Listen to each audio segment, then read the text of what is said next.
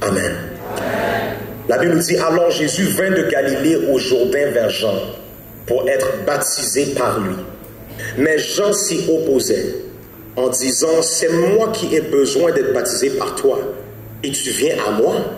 Jésus lui répondit, laisse faire maintenant, car il est convenable que nous accomplissions ainsi tout ce qui est juste. Et Jean ne lui résista plus. Dès que Jésus eut été baptisé, on va dire ceci ensemble, dès que Jésus eut été baptisé, encore une fois, dès que Jésus eut été baptisé, la Bible nous dit ensuite, il sortit de l'eau et voici les cieux s'ouvrir. Et il vit l'Esprit de Dieu descendre comme une colombe et venir sur lui. Et voici une voix fit entendre des cieux ces paroles. Celui-ci est mon Fils bien-aimé, en qui j'ai mis toute mon affection. Quelqu'un va regarder son voisin et dire au voisin, le titre du message ce matin. Non, il faut dire avec plus de conviction. Dites voisin. Dis le titre du message ce matin. Est-ce que tu es prêt? Ok, ici à Rich, on a hâte quand tu nous parles. Ok, c'est comme il y a des gens que tu as hâte quand tu reçois un courriel, un appel. Nous, on a hâte quand Dieu nous dit un mot. Ok? Donc, dis voisin. Le titre du message ce matin. Je suis son fils.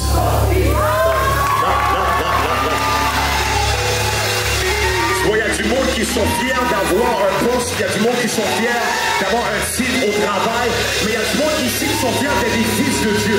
Dis-toi ça. Dis-toi ça. Je suis son fils. Je ne sais pas pourquoi, mais moi, je suis son fils. Est-ce qu'on est prêt à la parole de Dieu ce matin? Vite votre place. Ça va être un excellent service que Brendan est là, je le vois en arrière derrière la télévision. How are you, man? I'm not listening. It's going to be a great service today. Le Seigneur va nous parler, and I'm super excited. Pourquoi? Parce qu'aujourd'hui, nous sommes réunis pour un service spécial de baptême. Il n'y a pas des membres de famille, des amis qui sont contents pour les baptisés, qui sont ici ce matin. Et pour ceux qui se posent la question, qu'est-ce que le baptême représente? Pour justement et pleinement comprendre la représentation du baptême, il faut la combinaison de deux choses. Dites deux choses. Premièrement, il faut comprendre la raison du baptême. Dites la raison du baptême. Deuxièmement, il faut comprendre les répercussions. Dites les répercussions du baptême. Et maintenant, une des choses à comprendre avec l'époque dans laquelle nous sommes, c'est qu'elle est présentement contaminée par l'opinion des hommes. L'ère dans laquelle nous sommes à l'église, l'ère dans laquelle l'Église est présentement, on est dans l'ère où toute personne a une opinion. Toute personne a leur manière de voir les choses. Toute personne a leur manière d'enseigner les choses. Et au lieu de se tenir à ce qui est écrit noir sur blanc, maintenant on rajoute un peu notre grain de sel, on rajoute notre épice et on se retrouve à changer la recette, ou plutôt changer ce que la Bible nous dit. Contaminer l'opinion, en fait, évidemment, l'opinion des hommes contamine la parole de Dieu.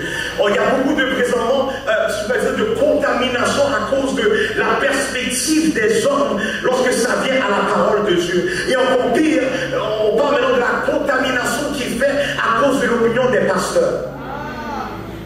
Est-ce qu'on est là ce matin?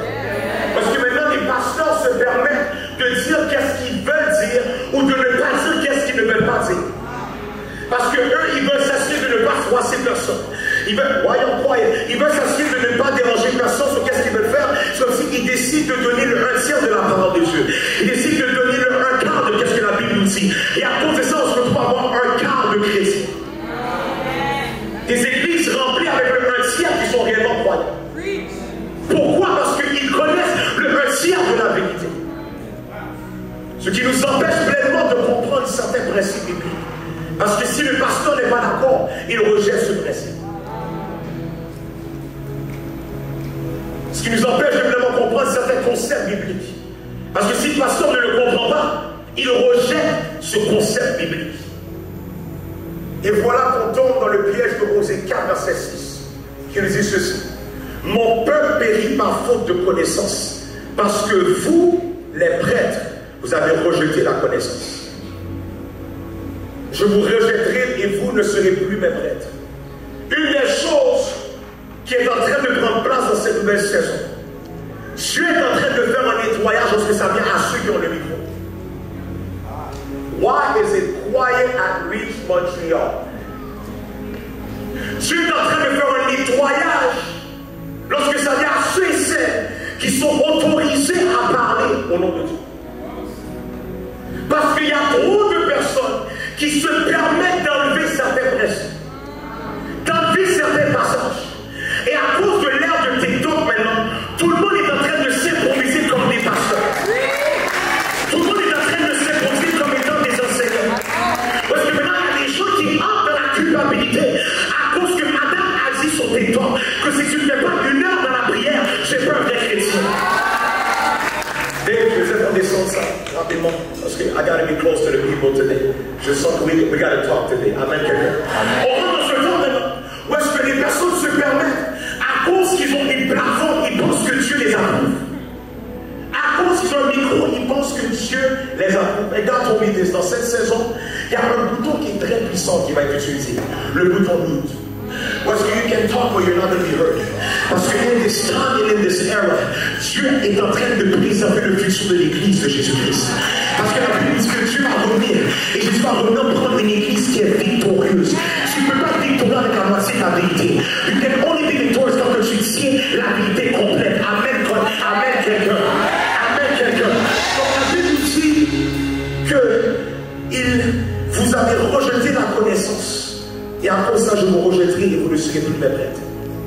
Et aujourd'hui, Dieu veut nous éclaircir sur ce que représente le baptême. Sur ce que représente le baptême. Dieu veut mettre de la clarté sur 2 choses. La raison du baptême ainsi que les répercussions du baptême. Est-ce qu'on est prêt à travailler ce matin? Commençons par la raison. La Bible nous dit dans Matthieu 3, verset 16. Dès que Jésus eut été baptisé, il sortit de l'eau. Et voici les cieux s'ouvrir. Dites les cieux s'ouvrir. Mais il faut comprendre que lorsque la Bible nous dit les cieux s'ouvrir, ce n'est pas là qu'il y a 2 nuages qui étaient là et qui se sont ouverts. Et là on a vu le soleil, un peu comme ce matin. Parce que tout le monde avait un petit stress. C'est pas comme si. Tout le monde avait un petit stress matin. C'est dehors en plus. Imagine, ils annoncent la pluie. Et là maintenant Dieu a créé un chemin. Vous ne pas comprendre ça. Mais ici, lorsqu'on lit Matthieu 3, verset 16, il n'est pas en train de dire que lorsqu'il est écrit les cieux se sont ouverts, ce n'est pas qu'il y a 2 nuages qui se sont ouverts. Mais lorsque la Bible, lorsque la parole de Dieu nous parle et nous dit que les cieux sont ouverts, ça fait référence à qu'est-ce qui a pris place dans le livre de Genèse. Genèse 1, verset 1 nous dit, au commencement, Dieu créa les cieux et la terre. Dit les cieux et la terre. Donc dès le commencement de la vie, Dieu s'est assuré de créer 2 dimensions. Le monde spirituel ainsi que le monde naturel. Est-ce qu'on me suit? Et Jésus va dire dans Matthieu 6, verset 9, voici donc comment vous devez prier. Notre Père qui est où? Dans les cieux. Ce qui nous prouve que Dieu est réellement assis dans les cieux. Suivez-moi, je suis en train d'établir des fondations. Mais ce qu'il faut comprendre est que dans Genèse chapitre 2, la Bible nous dit que Dieu marchait avec Adam dans le jardin. On vient de lire dans Matthieu 6, verset 9, que Dieu est assis dans les cieux. Mais dans Genèse chapitre 2, Dieu marche avec Adam. En d'autres mots, l'homme avait une communion avec Dieu. Comment on veut dire quoi? Un parfait accord d'idées. Ça parle d'un parfait accord de sentiments. Donc Dieu et l'homme étaient un. Adam et Dieu étaient un. Vous avez l'impression que l'homme était en parfait accord avec Dieu. Parfaitement accordé avec Dieu. Mais la Bible nous dit qu'une fois que l'homme a péché, Dieu s'est retiré. Donc littéralement, il y a eu une séparation qui s'est créée entre l'homme et Dieu à cause du péché. Donc le péché a causé qu'il y ait une séparation entre celui qui était auparavant en communion avec Dieu. Et c'est à ce moment que l'homme a passé de marcher avec Dieu à devoir prier à Dieu. Est-ce qu'on est là? Est-ce qu'on est là? C'est là qu'on a passé de marcher avec Dieu à chercher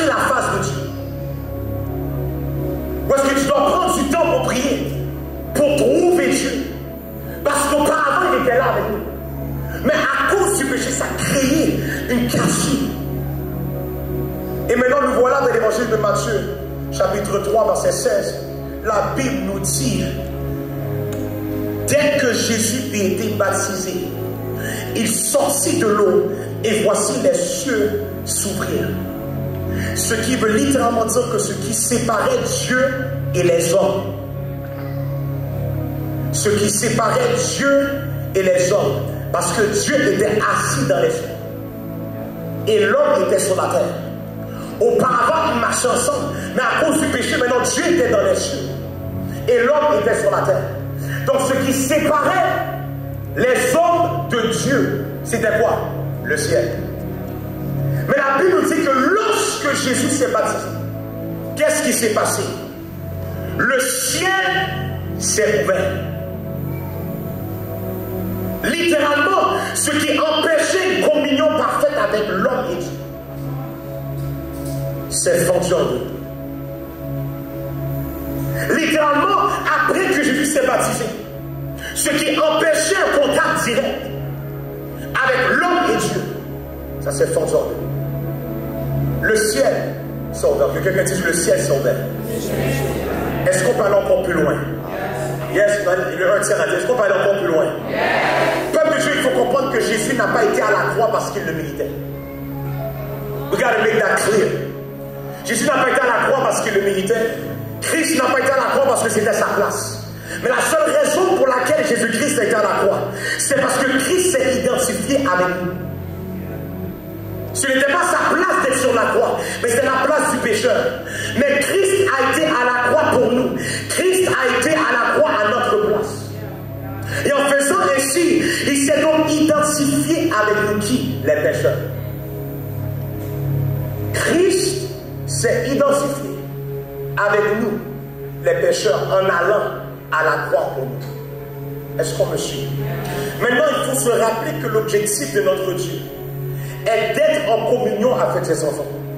Mais une communion est impossible s'il n'y a pas deux parties qui sont en parfait accord. You cannot be in communion s'il n'y a pas deux parties qui sont parfaitement en accord. Voilà pourquoi que lorsque tu te maries, on demande aux deux personnes, est-ce que tu veux épouser cette personne pour toi? S'il y a une personne sur deux qui dit oui, je le veux, ça ne passe pas. S'il y a une personne sur deux qui est en accord, ça ne passe pas. C'est pas comme ta relation avec le gars là que tu aimes tout seul et que lui t'aime pas. Lorsque ça vient à la communion, c'est pas une relation unilatérale. Parce que you like the person and the person like you. Non, non, non. C'est deux personnes qui sont parfaitement en accord. C'est pas toi qui l'aimes à 100% et elle qui te donne 70%. Parce qu'on est d'habitude dans cette génération d'avoir des relations comme ça un peu. Parce que comme quelqu'un se donne plus et l'autre donne un peu moins.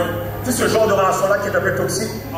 Yo, why you quiet this morning, man? Tu sais, le genre de relation que tu sais, c'est comme tu donnes et tu t'attends en retour, il arrive sur son retour. Quand ça vient à une communion, tu ne peux pas te permettre, listen to me very cool, do not get married avec quelqu'un qui n'a pas démontré qu'il est prêt à donner à 100%. Don't go down the aisle pour aller voir quelqu'un et dire oui, je le veux, avec une robe blanche, et que la personne n'a pas donné son 100% avant. On est censé voir des signes que tu es prêt à donner ton 100% avant que je te donne ma main gauche avec mon doigt. Amen, quelqu'un. Si on était encore plus conscient que l'amour n'est pas assez, il faut qu'il y ait un engagement. Love ain't enough. You need somebody qui est à 100% engagé. D'ailleurs, si tu me dis que tu m'aimes, je devrais voir ton engagement. Donc, lorsqu'on parle de communion parfaite, on parle de deux parties qui sont parfaitement en accord.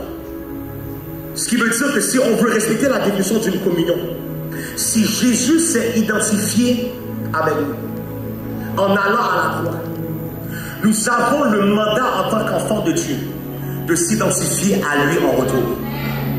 Il y a une personne qui a la même raison.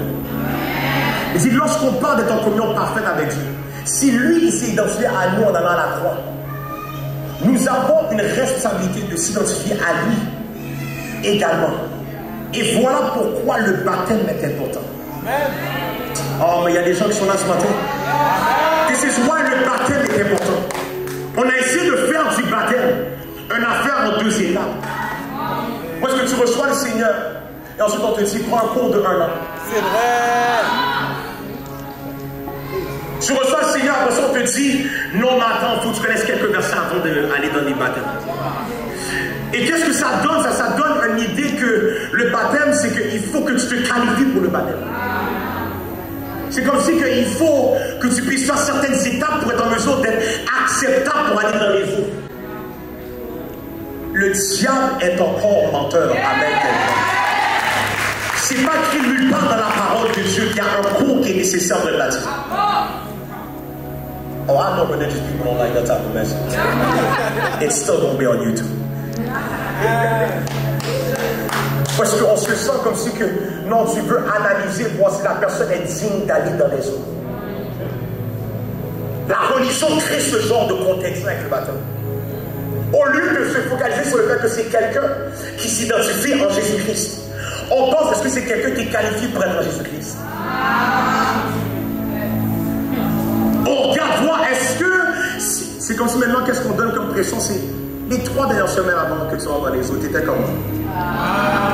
Non, on te fait un check-up. On te fait sentir comme si tu n'as pas eu réellement 3 semaines impeccables. Ah, tu ne vas pas dans les eaux, c'est possible. Et qu'est-ce que ça donne comme pensée? Est-ce que ça amène les gens à croire qu'on peut changer l'eau? Parce que c'est l'eau qui nous change. On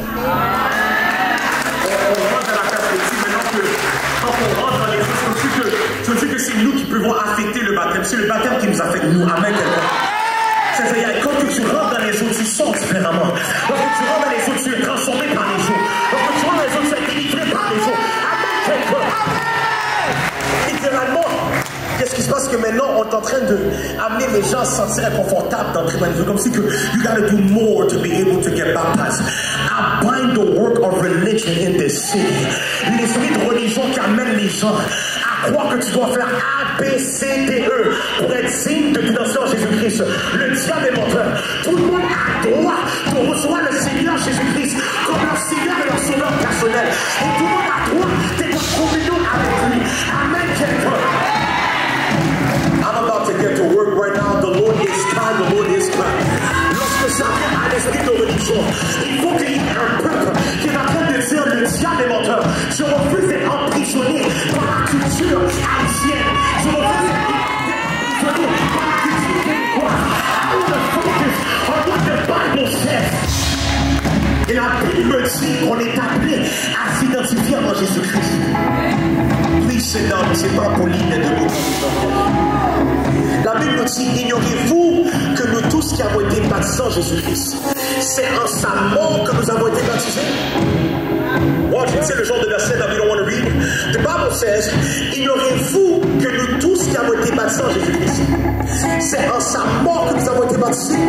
Nous avons donc été ensevelis par lui par le baptême. En quoi? Sa mort.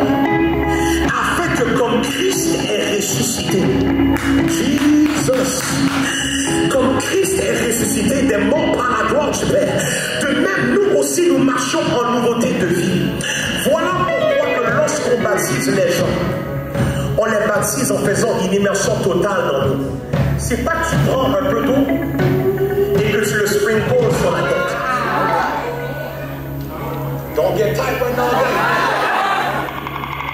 J'essaie pas de faire quelqu'un sentir mal de qu'est-ce que tu as fait auparavant. I'm not there with you. J'essaie de te prêcher la parole de Dieu. La Bible dit qu'on s'identifie en lui comme qu'il a été enseveli, c'est-à-dire qu'il était mort. Est-ce que vous comprenez ceci? Je voudrais savoir si le baptême représente quelqu'un qui meurt et qui ressuscite. Comment ça se fait que quelqu'un peut mourir puis on le met, on met juste sa tête dans le tombeau? Quelqu'un qui meurt, on met le corps au complet dans le tombeau. C'est pas juste la tête qui est enterrée, c'est le corps au complet qui est enterré. Voilà pourquoi que lorsqu'on baptise quelqu'un, on met tout le corps dans l'eau et pas juste la tête. Parce qu'on parle maintenant de la représentation de la mort de Jésus-Christ et de sa résurrection.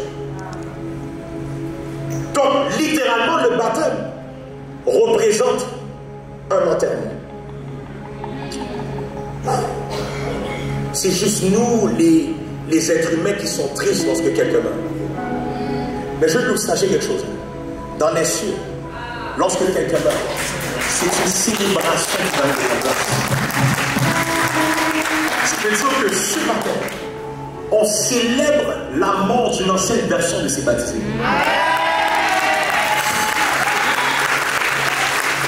Il y a des gens ici, prenez vraiment le temps de les regarder. Because they will not be the same after today. There are things qui dealaient avec qu'à partir d'aujourd'hui, ils ne vont plus dealer avec, ils vont gagner contre ces choses-là. Lorsqu'on parle littéralement de baptême, on parle d'un enterrement dans le monde de l'esprit. Et pourquoi un enterrement? Parce que Christ a été enterré. Mais de la même manière que Christ a été enterré, après son enterrement, qu'est-ce qui s'est passé? La Bible nous dit qu'après 3 jours, après 3 jours, Jésus-Christ est ressuscité. C'est-à-dire que même les scientifiques allaient chercher voir où est le tombeau. He's not there. Oh man. They can look. They have been looking. For the longest time, they have never found proof that he's still dans le tombeau. Et lorsque Jésus est ressuscité, il n'était pas sorti du tombeau de la même manière qu'il est entré dedans. Parce qu'il y a une manière qu'il est rentré dedans. Et il y a une autre manière qu'il est sorti de là. Oh, magnifique. Il y a une manière qu'il est entré dedans. Il y a une manière qu'il est sorti de là. Ce qui me fait comprendre que lorsqu'on s'identifie à la mort de Christ, on est également et techniquement en train de s'identifier à sa résurrection aussi. Le baptême, c'est profond, guys. C'est pas une action religieuse, c'est une action révélationnelle. Ou est-ce qu'il y a quelque chose qui prend place dans le monde de l'esprit lorsque tu fais cette action-là? Maintenant, voici qu'est-ce que Jésus va dire par rapport à sa mort et sa résurrection. Jean 12, verset 23. La Bible nous dit, l'heure est venue où le Fils de l'homme doit être glorifié. That means it comes a time dans ta vie où est-ce que c'est plus une option que tu rentres dans la gloire de Dieu, où est-ce que ça devient obligatoire que tu rentres dans la gloire de Dieu. Jésus va dire, l'heure est venue où le Fils de l'homme pas peut être glorifié, pas aimerait être glorifié, mais ça dit doit être glorifié. C'est-à-dire le verset 24, en vérité, je vous le dis, si le grain de blé qui est tombé en terre ne meurt, il reste seul, mais s'il meurt, il porte beaucoup de fruits. Pour qu'il y ait des fruits, il faut que le grain de blé meure. Pour qu'il y ait un Christ glorifié, il faut que Christ meure. Et maintenant, si le baptême représente la mort et la résurrection, ça veut donc dire que pour qu'il y ait une nouvelle dimension de gloire dans la vie de croyant, il faut qu'il passe au travers du baptême. Le baptême est qu'est-ce qui ouvre une nouvelle dimension de gloire dans la vie de quelqu'un. C'est lorsque tu plonges dans les eaux du baptême, quelle belle dimension de gloire qui apparaît dans ta vie. Quelle belle dimension de gloire qui est là. Je déclare au nom de Jésus qu'à partir d'aujourd'hui, baptisé, tes résultats seront glorieux. Est-ce qu'il y a pas quelqu'un qui dit amen? Je déclare au nom de Jésus, baptisé, que ton mariage sera glorieux. Je déclare, baptisé, que ton témoignage sera glorieux. Je déclare que ton processus sera glorieux. Je déclare que tes finances seront glorieuses. Je déclare que tes amitiés seront pour la gloire de Dieu. Tes projets seront pour la gloire de Dieu. Ton futur sera pour la gloire de Dieu. Amen, quelqu'un. Donc le baptême dans sa réelle essence représente ceci. Christ, tu t'es identifié avec moi sur la croix. Maintenant, moi, je vais m'identifier avec toi dans ta mort. Est-ce qu'on me suit? Lorsque tu donnes ta vie à Jésus-Christ, Seigneur, je te donne ma vie. Et qu'est-ce que tu es en train de faire maintenant? Tu es en train de t'identifier à sa vie éternelle. Mais le baptême, c'est toi qui t'identifies au fait qu'il y avait un moment où est-ce que Christ est mort et ressuscité des morts. Amen, quelqu'un. Voilà pourquoi que le baptême est puissant. Parce que c'est directement la représentation de ce que Jésus a fait en passant au travers de la mort et ensuite la résurrection. Que quelqu'un dise de la mort à la vie. Avec plus de conviction, de la mort à la vie. De la mort à la vie. En d'autres mots, ce baptême est un funérail. Ce baptême annonce qu'il y a une version de toi qui meurt aujourd'hui. Ce baptême annonce qu'il y a des choses que tu étais esclave de. Qu'à partir d'aujourd'hui, tu vas te tenir ferme et combattre. This is a holy funeral. Amen, quelqu'un. Et voilà Où est-ce que la religion vient en jeu? Oh. On va nous faire croire qu'on doit faire quelque chose avant qu'on prenne cette décision. C'est maintenant avant de faire le baptême. Non. Moi, je parlais au baptisé justement hier, on a eu une rencontre, c'était extraordinaire. Et ils ont eu beaucoup de témoignages parce qu'il y a eu beaucoup de personnes qui les ont questionnés. Est-ce que tu es sûr que c'est la bonne décision? C'est là qu'on dit, est-ce que tu es sûr que tu es prêt pour ce genre de choses-là? On va lui faire croire qu'on n'est pas prêt encore pour prendre ce genre de décision. On va lui faire croire qu'on n'est pas encore rendu là avec Dieu. Et voilà qu'on entre dans l'esprit de performance. Un esprit qui est dans l'église du 21e siècle. Où est-ce qu'on donne la pression aux gens de performer? Ou est-ce que maintenant, après qu'ils sont baptisés, on va les regarder et dire, hé, t'es baptisé. T'as pas le droit de faire ça. Je suis là pour vous dire, j'aime que je vous. Ou est-ce que maintenant on les regarde et on dit, hé, j'ai vu ton story. Ah, c'est pas toi qui étais baptisé. Maintenant, c'est comme si we put the pressure on them to perform pour qu'on puisse dire, ben il est une bonne décision. We put that pressure on people now to be perfect to get baptized. Et ça amène maintenant des chrétiens qui sont des robots. C'est des performeurs par excellence. They know how to act like a Christian without being a Christian. Am I talking to somebody this morning?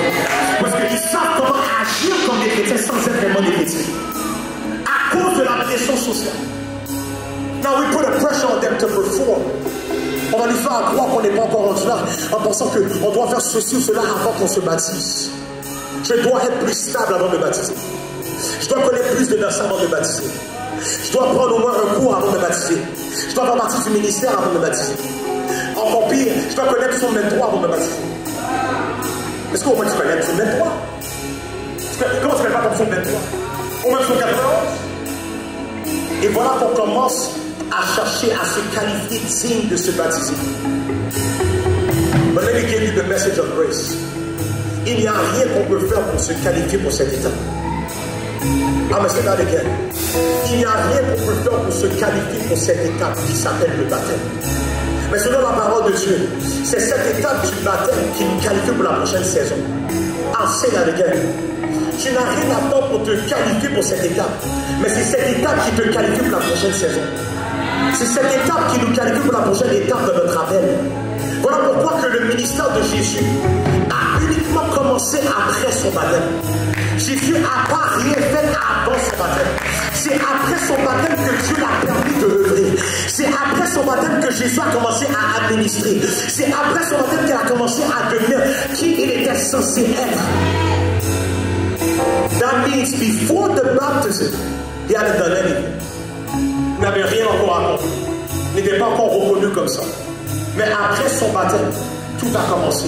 Je déclare au nom de Jésus que pour les baptisés qui sont ici présents ce matin, après ce baptême, everything is going to start for you. There's going to be a brand new level of grace upon your life.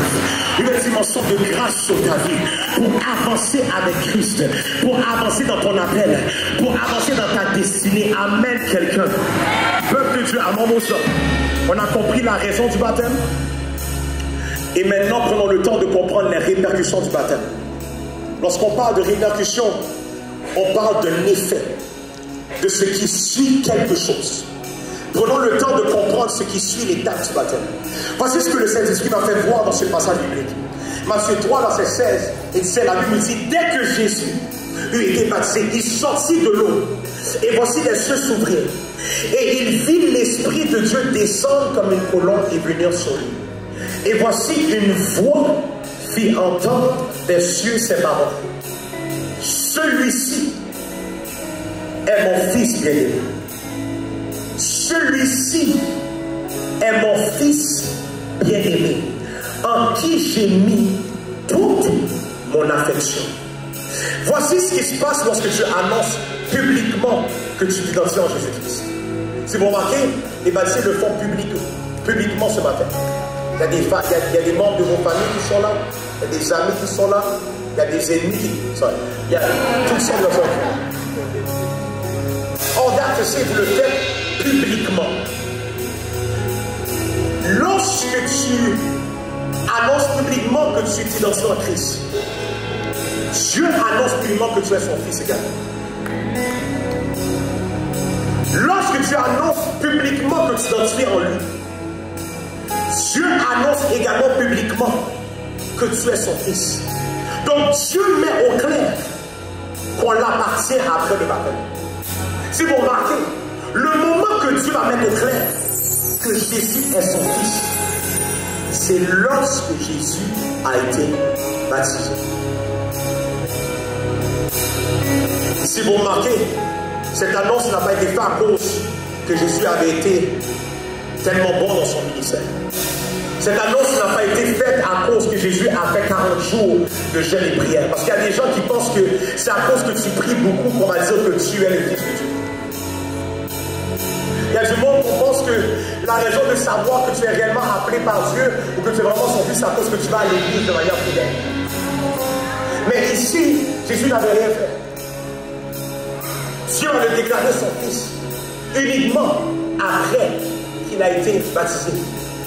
Dieu ne l'a pas appelé mon fils bien-aimé basé sur ses résultats. Dieu ne l'a pas appelé mon fils bien-aimé basé sur le fait qu'il prêchait bien. Ce qui veut dire que Dieu l'a appelé mon fils bien-aimé avant que Jésus avait guéri un malade. Can you imagine? God called him my son avant qu'il guérisse ce malade. Avant qu'il libère les captifs. Avant qu'il chasse des démons. Vous voyez comment ça affecte l'esprit de performance de l'église? That means you become a son, not because you've done something. You become a son lorsque tu t'identifies en lui. Ce qui me prouve que l'amour de Dieu n'a rien à voir avec la performance des hommes. Le seul moment que Dieu va dire, celui-ci est mon fils bien-aimé, en qui j'ai mis toute mon affection, c'est après que Jésus s'est baptisé. C'est après que Jésus went all in. Voilà pourquoi que j'ai la ferme conviction que Dieu est dans la joie ce matin. Parce qu'il y a 19 personnes qui prennent la décision aujourd'hui de tout simplement obéir à la parole de Dieu. 19 personnes qui prennent la décision de ne pas suivre un trend, de ne pas suivre des standards religieux, de ne pas suivre l'opinion des hommes, mais qui prennent la décision de suivre ce que Jésus a fait. C'est tellement triste maintenant parce qu'on pense être des chrétiens parce qu'on fait plusieurs choses. Mais qu'est-ce qui fait de toi un petit Christ? C'est si tu es capable de suivre qu'est-ce que Jésus-Christ a fait. Et Jésus-Christ s'est baptisé. Et voici les promesses de Dieu pour ceux qui obéissent à sa volonté et sa parole. Psaume 91. Celui qui demeure sous l'abri du Très-Haut repose à l'ombre du Tout-Puissant. Je dis à l'Éternel mon refuge et ma forteresse, mon Dieu en qui je me confie, car c'est lui qui te délivre du filet de l'asoleur, de la peste et de ses ravages. Il te couvrira de ses plumes et tu trouveras un refuge sous ses ailes. Sa fidélité est un bouclier et une cuirasse. Tu ne craindras ni les terreurs de la nuit, my God, ni la flèche qui vole de jour, ni la peste qui marche dans les ténèbres, ni la contagion qui frappe en plein midi. Que 1000 tombent à ton côté et 10 000 à ta droite, tu ne seras pas à terre. De tes yeux seulement tu regarderas et tu verras la rétribution des méchants. Aucun malheur, aucun malheur, aucun malheur, aucun malheur, aucun malheur, aucun malheur, aucun malheur, aucun malheur, aucun malheur, aucun malheur, aucun malheur, aucun malheur.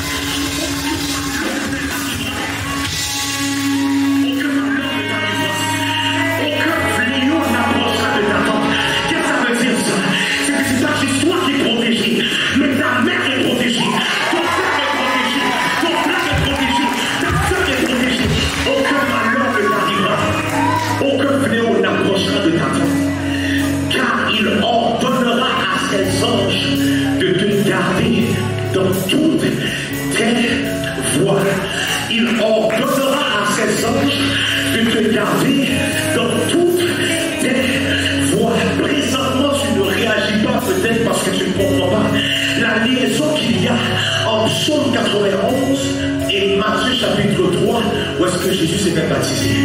La Bible me dit qu'après qu'il a été baptisé, Jésus a été mis dans le désert. Est-ce qu'on est là? C'est la partie qu'on dit, prépare-toi après le baptême, tu vas être tenté. Et Jésus a été tenté, donc que nous tous nous sommes tentés, même après le baptême et même avant le baptême. Amen, quelqu'un. Mais Jésus a été amené dans le désert. Lorsqu'il était dans le désert a voulu le tenter. Pas une fois, pas deux fois, mais trois fois. Et la Bible me dit que Jésus n'a pas succombé à la tentation. Je déclare au nom de Jésus que pour les baptisés qui sont là, vous n'allez pas tomber devant la tentation. Vous allez être vite tomber devant la tentation. Amen, quelqu'un. Et voici qu'est-ce qui va prendre place dans ce cas. La Bible nous dit. Alors le diable laissa. Alors le diable laissa. Et voici des anges vinrent auprès de Jésus et le servaient. Retourne à Psaume 91, s'il vous plaît, le dernier verset. Car il ordonnera à ses anges de te garder dans toute cette vie. Retourne à Matthieu, s'il te plaît. La Bible nous dit, alors le diable laissa, et voici des anges vinrent auprès de Jésus et le servaient. Tu vas faire comprendre ceci. Lorsque tu te baptises, une des choses qui se passe après le baptême, c'est que Dieu t'envoie de l'aide. Tu ne vas not be alone dans ce processus. Tu ne seras pas seul dans ce processus. Mais Dieu envoie de l'aide. Il y a des anges qui sont mis à ta disposition. I would like you to understand this. Hier soir, il était la dernière fois que tu t'es senti seul. À cause que le baptême, lorsque tu te baptises, ça ouvre les yeux. Et c'est maintenant, tu as accès maintenant à avoir marché avec Dieu comme que Dieu marchait avec Adam. Pourquoi? Parce qu'il n'y a plus rien qui est en mesure de couper la communion avec ton Dieu. That means what? You will no longer be alone. From today, you are not walking in this alone. It's a new season. It's a new season. It's a new season. Put that next verse, s'il vous plaît. Mets le prochain verset. Alors, the Bible says, mais si tu écoutes sa voix, et si tu fais tout ce que je te dirai, je serai l'ennemi de tes ennemis et l'adversaire de tes adversaires. Et on a verse 8. Lorsque tu obéis à la voix de Dieu, qu'est-ce qui se passe? Dieu prend ton dossier personnel. C'est-à-dire aujourd'hui, vous prenez la décision d'obéir à la volonté de Dieu, à la parole de Dieu. C'est-à-dire quoi? From today, ce ne sont plus tes ennemis, ce sont les ennemis de Dieu. From today, ce ne sont plus tes adversaires, ce sont les adversaires de Dieu.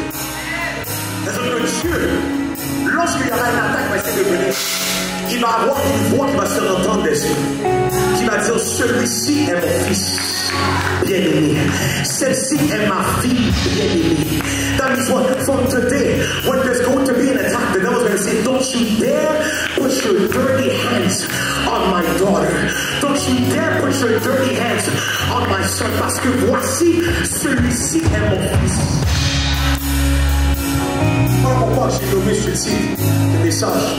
Je suis son fils.